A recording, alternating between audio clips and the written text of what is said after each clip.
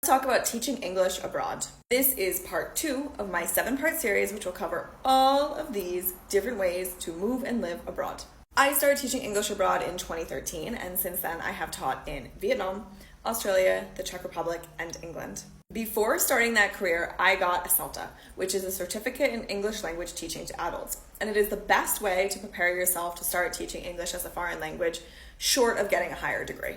And that's the first thing I want to say. You need to take this seriously. Like, if you want to just pop abroad for a hot second and do some volunteer work, go work in somebody's garden. Locals don't deserve to be in a classroom who has no idea what they're doing just because you want an extended holiday. And no, being a native speaker does not make you qualified, and neither does doing some cheap online course that never actively puts you in a classroom to train. However, if you are willing to take it seriously, teaching English can be an amazing way to have a long-term, potentially lucrative career which allows you to live abroad. So get your CELTA, then choose a country.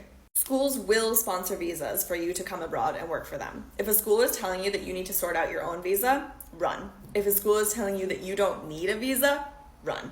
Personally, I loved living in Vietnam, and Southeast Asia, including, if not especially Vietnam, continues to be an amazing place to live and work and teach English. South Korea, China, Japan are some other countries in Asia that are highly rated to teach English. If you want to make a lot of money, look at the Middle East, UAE, Egypt.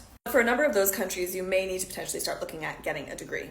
A lot of people who start the same way that I started and stay in the industry long term do eventually end up getting degrees. And these people will often transition from private English language schools to international schools, which opens up the world even more. For example, as an American, you are very unlikely to be sponsored for a visa to teach at a small private English language school in Europe. However, you are very likely to be sponsored for a visa to work at an international school in Europe. Looking at your degree options, you have 2 main choices. You can go for a DELTA, which is a degree in English language teaching to adults, and it keeps you in the EFL field.